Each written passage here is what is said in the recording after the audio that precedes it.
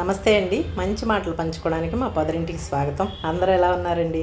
నేనైతే చాలా బాగున్నాను. మన వాళ్ళంతా కూడా బాగుండాలని మనస్ఫూర్తిగా కోరుకుంటున్నాను. ఈరోజు మన వీడియోలో నా బెస్ట్ ఫ్రెండ్ కేదారశ్రీ వాళ్ళ చిన్నమ్మాయి పెళ్ళి జరిగిందండి.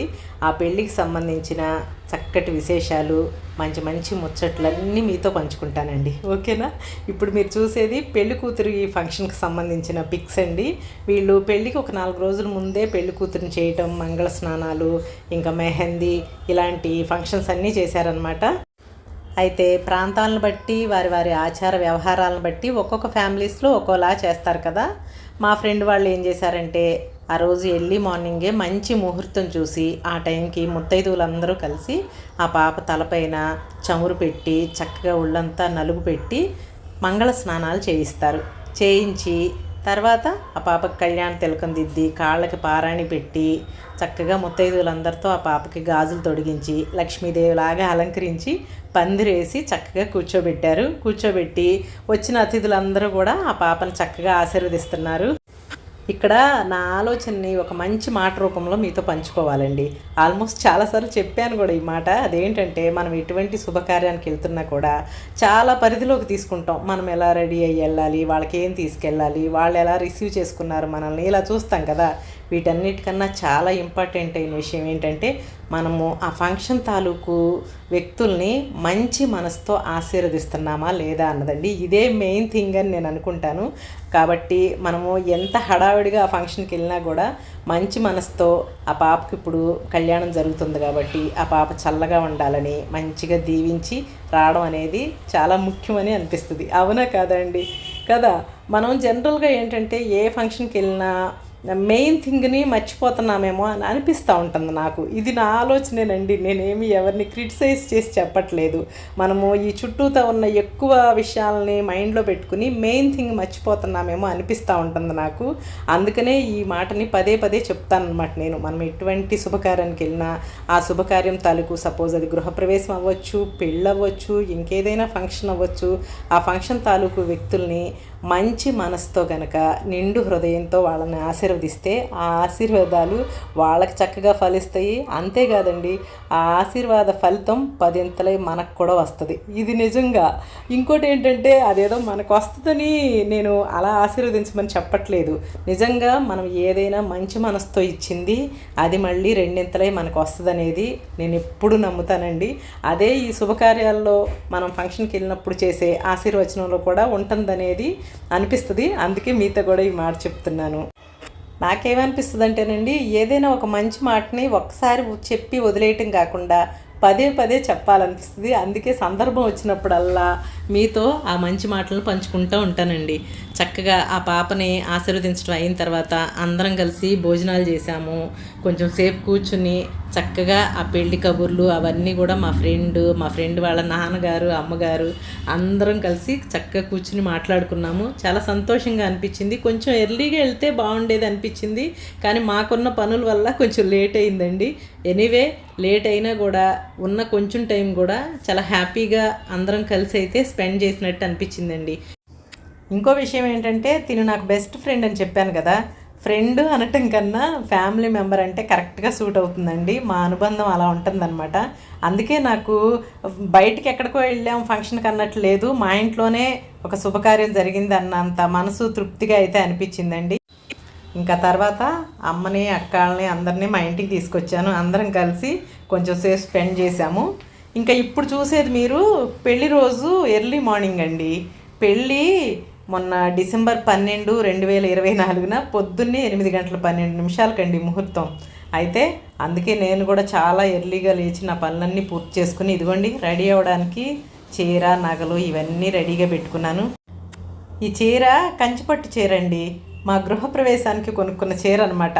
నైట్ టైము ఒక పట్టు చీర కట్టుకున్నాను, పొద్దున్నే సత్యనారాయణ వ్రతంకి ఈ పట్టు చీర కట్టుకున్నాను. నాకు తెలిసి ఈ చీర కట్టుకోవడం 3వ సారో 4వ సారో అంతేనండి. అయితే చీర కట్టుకుని నగలు పెట్టుకున్న తర్వాత ఓవరాల్గా లుక్ అయితే ఇలా ఉందండి. నాకేంటంటే పెళ్ళి 8 గంటలకు కాబట్టి చాలా ఎర్లీగా వెళ్ళాలి, కరెక్ట్గా ముహూర్తం టైంకి అక్కడ ఉండాలి అనిపించిందండి. అంటే జనరల్గా కొంచెం తెలిసిన వాళ్ళ ఫంక్షన్స్కి అయితే కొంచెం లేట్ అయినా పర్వాలేదు, అటెండ్ అయ్యి వాళ్ళకి కనిపించి మంచిగా వస్తే చాలు అనిపిస్తుంది. ముఖ్యంగా నాకు ఇలా ఆత్మీయులైన వాళ్ళ ఇంట్లో ఫంక్షన్ అంటే నాకు కంపల్సరిగా ఆ టైంకి అటెండ్ అవ్వాలి అనిపిస్తుందండి. అనుకున్నట్టుగానే ముహూర్తానికంటే ముందుగానే కళ్యాణ మండపానికి చేరుకున్నానండి. ముందుగా అయితే వెళ్ళి మా ఫ్రెండ్ని కలిశాను. నేను వెళ్ళేసరికి పెళ్లి కూతురు చక్కగా గౌరీ పూజ చేసుకుంటుందండి. మీకు ముందుగానే చెప్పాను కదా, ప్రాంతాలను బట్టి వారి వారి ఆచార వ్యవహారాలను బట్టి పెళ్లి తంతు అనేది ఉంటుందని. ఇక్కడ వెదురు బుట్టలో పెళ్లి కూతుర్ని కూర్చోబెట్టి గౌరీ పూజ అయిన తర్వాత మేనమామలు ఈ పెళ్లి కూతుర్ని మోసుకుంటా తీసుకెళ్ళి పెళ్లిపేట మీద కూర్చోబెడతారనమాట. ఇక్కడ దీనిలో అర్థం ఏంటంటే, పెళ్లి కూతురు గౌరీ పూజ చేసిన తర్వాత లక్ష్మీదేవితో సమానం కనుక ఆవిడ నడిచి వెళ్ళకూడదు, మేనమామలు మోసుకుంటా తీసుకెళ్ళి పెళ్లిపేటల మీద కూర్చోబెట్టాలి అనేది ఒక అర్థమైతే, మన పెద్దలు మన సాంప్రదాయాలన్నింటిలో ఏ విషయం చేసినా ఏ మంచి పని అయినా సరే దానికి మంచి అంతరార్థమే ఉంటుందండి. అవునా కదా? ఇందులో అంతరార్థం ఏంటంటే, మేనమామలే తీసుకెళ్ళటానికి కారణం మేనమామ తండ్రి తర్వాత తండ్రి అంతటివాడు అని అంటారు కదండి. అందుకే ఆ పిల్ల పెళ్లి బాధ్యతలో కంపల్సరిగా మేనమామని భాగం చేస్తారనమాట. నేను చెప్పినట్టు ఒక్కొక్కల ఆచారాన్ని బట్టి వీళ్ళేమో ఇలా వెదురు బొట్టులో తీసుకెళ్ళి ఆ పెళ్లి కూతురిని పీటల మీద కూర్చోబెడతారు. ఇంకా మధుపర్కాలని, ఇంకా తాళి కట్టడము, తలంబ్రాలు పోసుకోవడము, వీటన్నిటిలో ఆ పాప కట్టుకునే చీర ఇవన్నీ కూడా మేనమామే సమర్పిస్తాడనమాట. ఇంకొక కొంతమంది ఆచారాల్లో ఏంటంటే, మేనమామ మెట్లు పిల్లేళ్ళు తీసుకెళ్తాడు. ఆ పిల్ల పెట్టుకోవడానికి కాళ్ళకి మెట్టెలు పిల్లేళ్ళు మేనమామే ఇవ్వాలనే ఆచారం కూడా కొంతమందిలో ఉంటుంది కదా. నేను చెప్పినట్టు ప్రాంతాలను బట్టి ఆచార వ్యవహారాలను బట్టి కొన్ని వేరువేరుగా ఉంటాయండి. ఏమైనా కానీ ఓవరాల్గా అర్థం ఏంటంటే, మేనమామకి ఆడపిల్ల పెళ్ళిలో కంపల్సరిగా భాగం ఉంది, బాధ్యత ఉంది అని చెప్పటానికే అనమాట. నేను ఎప్పుడూ ఇది మాత్రం నమ్ముతానండి. మన పెద్దలు ఇంకా పూర్వీకులు ఏం చేసినా ఏదైనా మన మంచికే చేశారు, బంధాలని బలపరిచేటట్టుగానే చేశారు అని అనిపిస్తుందండి కదా. ఇంకా పెళ్ళిలో సందడంటే అందరూ బంధువులు ఆత్మీయులు కలిసి చక్కగా కుశలాలు అడుగుతా ఇంకా పెళ్లి సందడంతా జరగటమే కదా. ఇక్కడ మా ఫ్రెండ్ వాళ్ళ చెల్లెలు ఇంకా వాళ్ళ అత్తయ్య కూతుళ్ళు వీళ్ళందరితో కూడా నాకు చిన్నప్పటి నుంచి మంచి అనుబంధం ఉందండి. వాళ్ళతో కబుర్లు చెప్తా పెళ్లి వేడికైతే చూస్తున్నాము. ఇప్పుడు మీరు చూసేది కన్యాదానం కార్యక్రమం అండి. అన్ని దానాలు శ్రేష్టమైనవేనండి, కానీ కన్యాదానం చేసే అదృష్టం మాత్రం అందరికీ దొరకదు. ఆడపిల్లల కన్నా తల్లిదండ్రులకే ఆ వరం ఉంటుంది అనిపిస్తుందండి నాకు. ఇక్కడ ఆడపిల్ల తండ్రి ఆ పెళ్లి కూతురు చేతుల్ని పెళ్లి కొడుకు చేతిలో పెట్టి పండితులు వేదమంత్రాలు చదువుతుంటే కన్యాదాన కార్యక్రమం చేస్తారు. అర్ధేచ కామేచ మోక్షేచ ఏషా నాతి చరితవ్య అని ఆయన అంటే ఆ పెళ్లి కొడుకు నాతి చరామి అంటాడు. నాకు తెలిసిన వరకు దీని అర్థం ఏంటంటే, ఎంతో అల్లారు ముద్దుగా పెంచుకున్న మా లక్ష్మీదేవి లాంటి మా ఆడపిల్లని విష్ణుమూర్తి స్వరూపమైన నీ చేతిలో పెడుతున్నావు నాయన, నువ్వు ఈ పిల్లని కంటికి రెప్పలాగా కాచుకో, ధర్మార్థ కామ మోక్షాలు సిద్ధింపజేయడానికి మా అమ్మాయిని నీకు దానం ఇస్తున్నాము అని దీని అర్థం అనమాట. మీరిద్దరూ కలకాలం సుఖంగా ఉండాలి, దానం ఇచ్చినంత మాత్రాన ఈవిడ నా కుమార్తె కాకుండా పోదు అని కూడా ఆ మంత్రాలను కూడా పండితులు చెప్పిస్తారండి. ఇంకా పెళ్లిలోని ముఖ్య ఘట్టమైన జీలకర్ర బెల్లం కార్యక్రమం అండి. పురోహితులు పెట్టిన మంచి ముహూర్తానికి పెళ్లి కొడుకు పెళ్లి కూతురు ఒకళ్ళ తలపై ఒకళ్ళు జీలకర్ర బెల్లం పెట్టుకుంటారు. ఇలా పెట్టించగానే పెళ్ళి అయిపోయినట్టే అనమాట. జనరల్గా చాలామంది ముహూర్తానికి తాళి కట్టించడం అంటారు కదా, కానీ హిందూ సాంప్రదాయంలో ఎటువంటి ఆచారం పాటించే వాళ్ళకైనా సరే జీలకర్ర బెల్లం పెట్టడంతోనే పెళ్ళి అయిందని అర్థం అనమాట. అసలు జీలకర్ర బెల్లమే ఎందుకు అని అంటే, బెల్లం తీయగా ఉంటుంది, జీలకర్ర ఏమో కారం కారంగా ఉంటుంది. కానీ ఈ రెండింటిని కలిపితే ఒక రసాయనిక చర్య జరిగి విడదీయలేనంతగా కలిసిపోతాయి కదండి. సేమ్ అలాగే ఈ పెళ్లి తర్వాత ఈ దంపతులు కూడా విడదీయలేనంతగా మనసులు కలిసిపోయి ఉండాలి, కలిసిమెలిసి ఉండాలి. బెల్లంలోని తీపిలాగా సుఖాలు వస్తాయి, జీలకర్రలోని కారంలాగా కష్టాలు కూడా వస్తాయి. అయితే ఆ కష్ట సుఖాలను ఇద్దరూ కలిసిమెలిసి పంచుకోవాలన్నదే దీని అర్థం అండి. ఇప్పుడు నేను చెప్పిన ఈ మాటలన్నింటినీ కూడా పురోహితులు వేదమంత్రాల రూపంలో వీళ్ళిద్దరితో చెప్పిస్తూ వీళ్ళిద్దరికి ఒకళ్ళ తలపైన ఒకరికి ఒట్టేసి చెప్పించినట్టుగా ఇలా జీలకర్ర బెల్లం తలపైన పెట్టిస్తారనమాట. జీలకర్ర బెల్లం వీళ్ళు ఇలా పెట్టుకోగానే ఆ ముహూర్తానికి ఇరువైపులా ఉన్న పెద్దలు, పెళ్లి కొడుకు తల్లిదండ్రులు, పెళ్లి కూతురు తల్లిదండ్రులు, ఇంకా వాళ్ళ ఆత్మీయులు, బంధువులు అందరం కూడా చక్కగా వీళ్ళని మంచి మనసుతో వీళ్ళు కలకాలం చల్లగా ఉండాలి, పిల్లా పాపలతో బాగుండాలి అని మంచి మనసుతో అయితే అందరం ఆశీర్వదించామండి. నేను ఎప్పుడు మీతో అంటూ ఉంటానే, మన పూర్వీకులు పెద్దలు మన కోసం ఏ సాంప్రదాయాలు ఏ పద్ధతులు పెట్టినా అవన్నీ కూడా మనందరి మంచి కోసమేనండి. వాటిని ఒకవేళ ఇప్పుడు శాస్త్రవేత్తలు పరిశోధన చేసినా కూడా అవన్నీ నిజమని ప్రూవ్ అవుతాయి. ఇప్పుడు జీలకర్ర బెల్లం విషయమైనా ఏదైనా ఈ పెళ్లి తంతులో చేసే ప్రతి ముఖ్యమైన ఘట్టంలో కూడా సైన్స్ పరంగా కూడా ఏదో ఒక రీజన్ ఉండే ఉంటుంది. అప్పట్లో మన ఋషులు వీళ్ళందరూ ఎటువంటి పరిశోధనలు లేకుండానే ఇవన్నీ మనకు అందించారండి. వాటన్నిటినీ ఇప్పుడున్న ఈ ఆధునిక కాలంలో మనకు వీలైనంత వరకు వాటిని పాటించడమే మన కర్తవ్యం అనిపిస్తుందండి. అలా మనం పాటిస్తేనే రేపటి మన పిల్లలకి మనం ఒక మంచి ఆస్తిని ఇచ్చామని కూడా నా మనసుకు అనిపిస్తుంది. అవునా కాదా? ఇప్పుడు పెళ్లి కూతురు చీర మార్చుకోవడానికి వెళ్ళిందండి, తలంబ్రాల చీర. అయితే అందరం కూర్చుని కబుర్లు చెప్పుకుంటున్నాం. మా తమ్ముడితో ముచ్చట్లండి. నేను తమ్ముడు అంటే మా ఫ్రెండ్ వాళ్ళ తమ్ముడు అనమాట. నాకు కూడా తమ్ముడే కదా. నేను చదువుకునేటప్పుడు వాళ్ళందరూ చాలా చిన్న పిల్లలండి. ఇక్కడ పెళ్ళికి వచ్చిన పెద్ద ముత్తైదువులందరూ తలంబ్రాల బియ్యం కలుపుతున్నారండి. మన పెళ్లి వేడుకల్లో ప్రతిదీ కూడా శుభప్రదంగా మంగళప్రదంగా అలా అనిపిస్తుంది కదా. చూడటానికి కూడా మంగళప్రదమైన వస్తువులు, బియ్యము, పసుపు, ఆవు పాలు, ఆవు నెయ్యి వీటన్నిటిని కలిపి ఇలా తలంబ్రాల బియ్యం కలుపుతున్నారు. వీటిలో కూడా చాలా అర్థాలు ఉంటాయండి, అంతరార్థాలు ఉంటాయి. మనం తెలుసుకోవాలే కానీ ఈ వీడియో కూడా సరిపోదన్నమాట. అయితే నాకు తెలిసిన ఒక చిన్న మాట ఏంటంటే, అక్షతలు అంటే విరగనివి అని అర్థం అనమాట. తలంబ్రాలు అంటే తలపై నుంచి జాలు వారేవి. ఇవి ఒకళ్ళ నెత్తిపైన ఒకళ్ళు పోసుకోవడానికి అర్థం ఏంటంటే, మీరు కూడా భవిష్యత్తులో ఎటువంటి పొరపచ్చాలు లేకుండా కలిసిమెలిసి ఉండాలి అనేది దాని అర్థం. ఓవరాల్గా ఏదైనా కూడా ఈ పెళ్ళిలో అర్థం ఏంటంటే, ఇప్పుడు పెళ్ళయ్యే నవవధువు వరుడు ఇద్దరు కూడా భవిష్యత్తులో చక్కగా కలిసిమెలిసి మంచి చెడుల్ని పంచుకుంటా సత్సంతానాన్ని కని చక్కగా జీవించాలి, సమాజానికి హితవుగా ఉండాలనేదే వీటన్నిటి వెనుక అర్థము కదండి. హిందూ ధర్మంలో అయినా ఏ ధర్మంలో అయినా వివాహము అనే వేడుకలో అంతరార్థం మాత్రం ఇదేనండి ఓవరాల్గా కదా. ఆ పెళ్ళి జరిగిన ఆ నవవధువు వరుడు ఇద్దరు భవిష్యత్తులో కలిసిమెలిసి ఉండాలి, మంచి సంతానాన్ని కని వీళ్ళ కుటుంబం సమాజానికి శ్రేయస్సు కలిగించే వాళ్ళలాగా ఉండాలనండి. మన పెద్దలు అందుకే అలా ఈ వివాహ ఘట్టాన్ని ఇన్ని రకాల వేడుకలతో మనకి అందించారు అని నాకు అనిపిస్తుంది. మీకు ముందే చెప్పాను కదా, వాళ్ళ ప్రాంతాలను బట్టి, వాళ్ళ ఆచార వ్యవహారాలను బట్టి, వాళ్ళ ఫ్యామిలీస్ పద్ధతులను బట్టి చేస్తారు పెళ్లి తంతు. ఒక్కొక్కరిది ఒక్కొక్క రకంగా ఉంటుందని. ఇప్పుడు మా ఫ్రెండ్ వాళ్ళు ఏం చేశారంటే, పెళ్లి కూతురు తలంబ్రాల చీర కట్టుకురావడానికి వెళ్ళిందనమాట, మధుపర్కాలు ధరించడానికి వెళ్ళింది.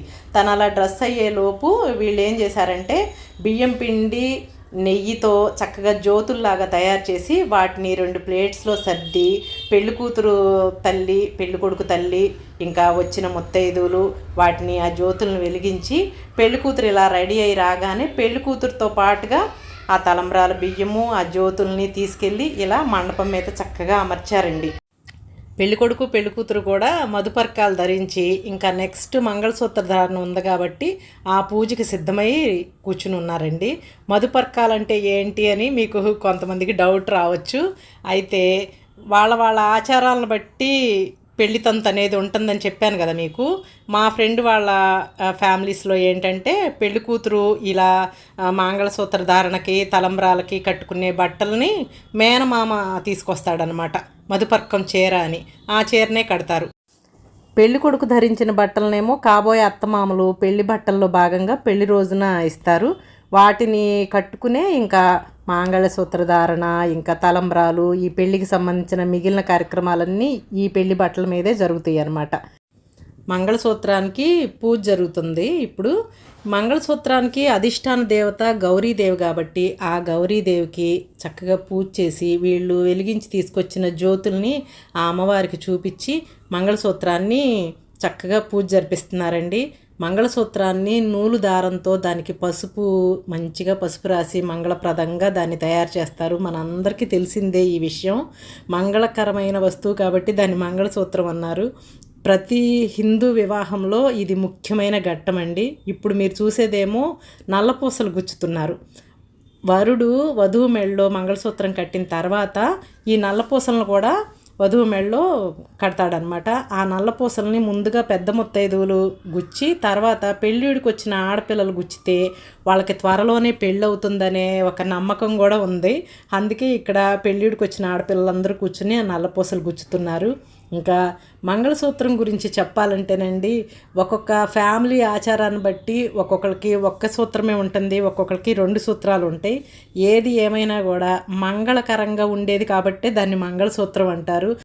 ఈ మంగళసూత్రాన్ని నూలు దారంతో దానికి మంగళకరంగా పసుపు పూసి ఇన్ని పోగులు ఉండాలని వారి వారి ఆచారాలను బట్టి ఉంటుందండి. సూత్రాలు కూడా అంతే. ఒక సూత్రం అని ఉంటుంది, ఎక్కువగా 2 బంగారపు సూత్రాలు ఉంటాయి. అది కూడా ఒకటి పుట్టింటి సూత్రం, ఒకటి అత్తవారింటి సూత్రం అని అంటారు. దీనిలో కూడా ఒక మంచి అంతరార్థమే ఉందండి. నాకు తెలిసిన వరకు చెప్తున్నాను. అదేంటంటే, ప్రతి ఆడపిల్లకి పుట్టిల్లు అత్తవారిల్లు 2 కళ్ళలాగా ఉండాలి. ఇంకోటి, పెళ్ళైపోయి కన్యాదానం చేసేసారు కదా అని ఇక్కడ పుట్టింటిని మర్చిపోకూడదు. పెళ్ళి అయిన తర్వాత అత్తవారింట్లో పుట్టింటిని పొగడకూడదు, పుట్టింట్లో అత్తవారింటిని చులకన కూడా చేయకూడదు. అవునా కదా అండి నేను చెప్పింది కదా? ఇరువైపుల ఫ్యామిలీస్ గౌరవ మర్యాదలు కాపాడాల్సిన బాధ్యత మాత్రం ఆడపిల్ల మీదే ఉంటుంది. ఇది నిజం. అయితే ఇంకా ముహూర్తం టైం అయింది. మంగళ వాయిద్యాలు చక్కగా మోగుతుంటే పురోహితులు వేద మంత్రాలు పఠిస్తుంటే పెళ్ళికొడుకు పెళ్ళికూతురు మెడలో తాళి కట్టాడండి. చూడటానికి ఈ దృశ్యం ఎంత కన్నుల పండుగగా ఉందనండి.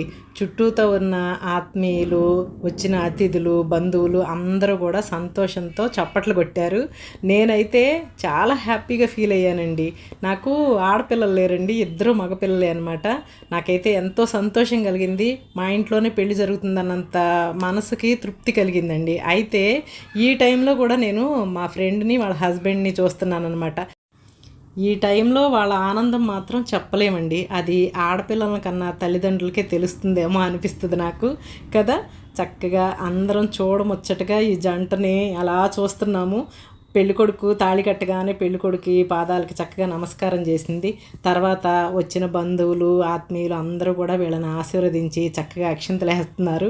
మేము కూడా, నేను, మా అక్క, మా పిన్ని గారు అమ్మాయి, మా మావయ్య గారు అమ్మాయి అందరం వచ్చాం కదా ఈ పెళ్ళికి.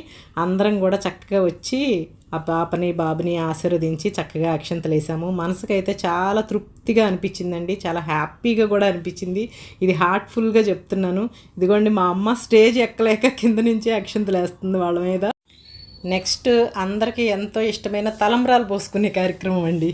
ఇది చూడటానికి పిల్లలు పెద్దలు కూడా ఎంతో ఇంట్రెస్ట్ చూపిస్తారు కదా మన పెళ్ళిళ్ళలో. నాకు కూడా భలే సరదాగా అనిపిస్తుందండి. నాకు ఇంకోటి ఏమనిపిస్తుంది అంటే, పాతకాలంలో పెళ్ళికొడుకు పెళ్ళికూతురు ఒకళ్ళనొకళ్ళు చూసుకోకుండానే పెళ్ళిళ్ళు పెద్దలే కుదిర్చేసేవాళ్ళు కదా. ఇంకా పెళ్ళిలో వీళ్ళిద్దరికీ కొంచెమైనా సరే ఫ్రెండ్షిప్, కొంచెం సాన్నిహిత్యం పెరగటానికే ఇట్లాంటి పద్ధతులన్నీ పెట్టారేమో అని కూడా నా మనసుకు అనిపిస్తుందండి. అవునా కదా? జీలకర్ర బెల్లం పెట్టుకునే సమయంలోనేమో ఒకరినొకరు చూసుకోవడము, ఇలా తలంబ్రాలు పోసుకునేటప్పుడు ఇరువైపుల పిల్లలు పెద్దలు అందరూ ఉత్సాహపరుస్తా పోటీతత్వంగా అలా ఉంటే సరదాగా పోటీ పడుతున్నట్టుగా ఉండి ఆటోమేటిక్గా ఇద్దరి మధ్య సాన్నిహిత్యం పెరుగుతుంది కదండి. ఇవే కాదు, ఒకరి కాళ్ళు ఒకరితో తొక్కిస్తారు, ఇంకా బిందులో ఉంగరాలు తీయిస్తారు. వీటన్నిటి క్రమంలో వీళ్ళిద్దరి మధ్య ఎంత లేదన్నా ఒక ఫ్రెండ్షిప్ లాంటిది ఏర్పడుతుందని అనిపిస్తుందండి. అవునా కాదా? మీరేమంటారు చెప్పండి. నాతో ఏకీభవిస్తారా? నాకు కామెంట్ సెక్షన్లో చెప్పండి. అయితే ఇంకా తలంబ్రాలు పోసుకోవడం చూసిన తర్వాత నేను ఇలా మా ఫ్రెండ్తో మాట్లాడుతున్నాను అనమాట. తను అడుగుతుంది ఎలా జరిగింది ఏంటి అంటే, చక్కగా జరిగింది, హ్యాపీనేనా నువ్వు అని అడిగి తనతో నా హ్యాపీనెస్ని షేర్ చేసుకున్నాను.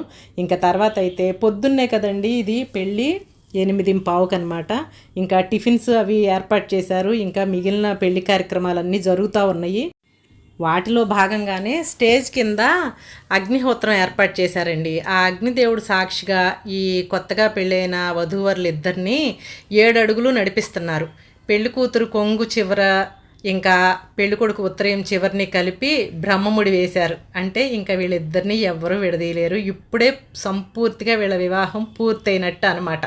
ఈ 7 అడుగులను కూడా సప్తపది అంటారు కదా, దీని అర్థం కూడా మరేమీ లేదండి. ఇక నుంచి నువ్వు నేను వేరు కాదు, నువ్వు నేను కాదు మనము అని అర్థము అని పెళ్ళికొడుకు పెళ్ళికూతురుతో చెప్తున్నట్టు పురోహితులు మంత్రాలు చదువుతున్నారండి. వీటితో పాటు ఇక నుంచి నువ్వు నా ఇంటికి లక్ష్మీదేవి, నా ఇల్లుని నా కష్ట సుఖాల్లో నువ్వు భాగం పంచుకుని నీ తరపు వాళ్ళని నా తరపు వాళ్ళని నువ్వు చక్కగా ఆదరించాలి. మంచి చెడులు అన్నిటిలో మన ఇద్దరం కలిసిమెలిసి మన కుటుంబానికి సంబంధించిన అన్ని నిర్ణయాలు చర్చించుకుని నిర్ణయించుకుని చేసుకోవాలి. ఒకరికొకరం తోడు నీడగా ఉండాలి. ఒక రకంగా చెప్పాలంటే ఇద్దరం మంచి స్నేహితుల్లాగా ఉండాలి అని ఆ సప్తపది మంత్రాల్లో అర్థమండి.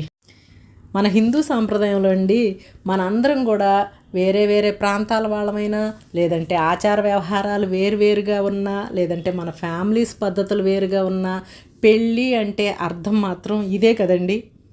ఆ పెళ్ళయ్యే పెళ్ళి కొడుకు పెళ్ళి కూతురు ఇద్దరు మనసులు కలవాలి. ఈ పెళ్ళి తర్వాత ఇద్దరూ కలిసిమెలిసి ఉండాలి. కష్ట సుఖాలు ఇద్దరూ పంచుకోవాలి.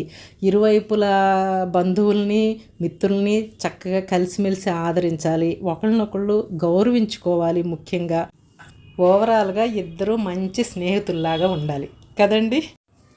ఇక్కడ మా ఫ్రెండ్ వాళ్ళ వియ్యపురాలని వాళ్ళ తరపు బంధువులందరినీ చక్కగా సత్కరిస్తుందండి.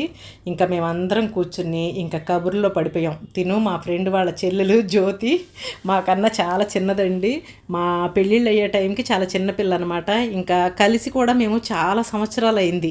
ఈ అకేషన్ సందర్భంగా కలుసుకున్నామేమో ఒకే ఆ పాత కబుర్లన్నీ చెప్పుకుంటా సరదాగా గడుపుతున్నామండి. ఇప్పుడున్న కాలంలో అండి పర్టికులర్గా మనకి ఏదైనా శుభలేఖ వచ్చింది, ఎవరైనా ఇన్వైట్ చేశారు అంటే ముహూర్తం ఎన్ని గంటలకి అని చూసుకుని ఆ టైంకి అటెండ్ అయ్యి వాళ్ళకి అక్షంతలు వేసేసి కుదిరితే భోజనం చేసి వస్తున్నాం అంతే. ఇంత ఎక్కువ టైం అయితే స్పెండ్ చేయలేదండి. మా ఫ్రెండ్ వాళ్ళ పాపది పొద్దున్నే పెళ్ళవటం వలన చాలా టైం ఉంది. అందుకే వాళ్ళ అమ్మగారు, వాళ్ళ అక్కలు, చెల్లెళ్ళు, వాళ్ళ తమ్ముడు, మరదళ్ళు, ఇంకా వాళ్ళ మేనమామలు మేమందరం కూడా చాలా ఏళ్ల తర్వాత కలిసామన్నమాట. అందుకే అందరం కూడా చక్కగా కబుర్లు చెప్పుకుంటూ బోళ్ళంత టైం స్పెండ్ చేశాము. మా అక్క, అమ్మ, మా మాయగారు అమ్మాయి, మా పిన్నిగారు అమ్మాయి వచ్చింది. మేమందరం కూడా చక్కగా ఎక్కువసేపు గెట్ టుగెదర్ అయినట్టు అనిపించింది. నాకు చాలా హ్యాపీగా అనిపించింది. అందరం కలిసినప్పుడు మరి ఒక ఫోటో అయితే కంపల్సరీగా ఉండాలి కదండి. నాకు కంపల్సరీగా ఫొటోస్ అంటే చాలా ఇష్టం. ఎందుకంటే ఎప్పుడైనా సరే అందరూ గుర్తొస్తే ఆ ఫొటోస్ చూసుకునే చాలా సంతోషపడతానండి. ఆ మెమరీస్ చూసుకుని చాలా రీఛార్జ్ అయిపోతానన్నమాట. ఇంకా తర్వాత అందరం కలిసి భోజనానికి వెళ్ళాము. భోజనాలు పర్టికులర్గా ఎందుకు చూపిస్తున్నాను అని అంటే రీజన్ చెప్తావేనండి.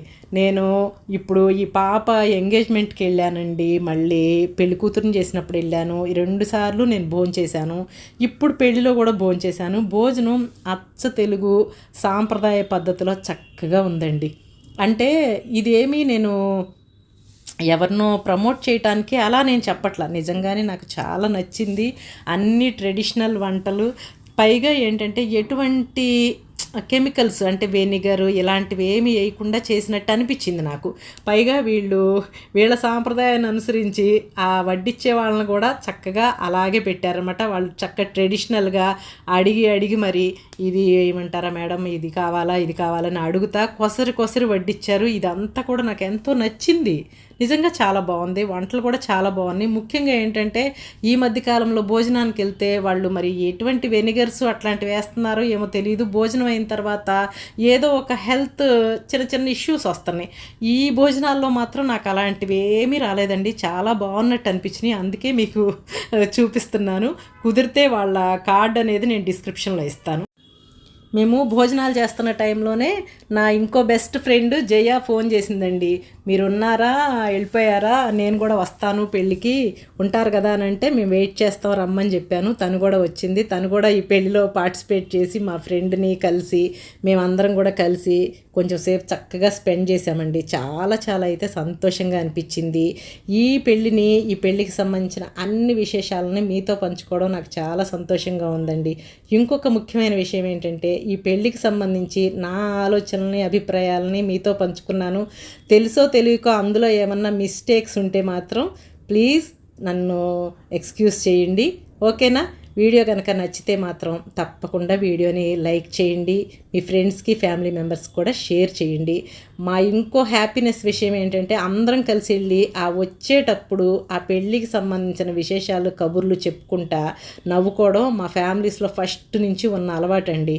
ఈ కారులో ప్లేస్ సరిపోతే మా మావయ్య గారు అమ్మాయిని మా ఒళ్ళో కూర్చోబెట్టుకుని ఒకళ్ళనొకళ్ళని టీస్ చేసుకుంటా ఆ పెళ్లి విశేషాలు చెప్పుకుంటా నవ్వుకుంటానే ఉన్నామండి. పెళ్ళిలో నుంచి బయటకు వచ్చినా కూడా సందడి తగ్గలేదు అనిపించింది మాకైతే. మీకు ఎలా అనిపించింది? మీకు కూడా ఈ పెళ్ళిలో పార్టిసిపేట్ చేసినట్టే అనిపించిందా లేదా? నాకు కామెంట్ సెక్షన్లో తప్పకుండా చెప్పండి.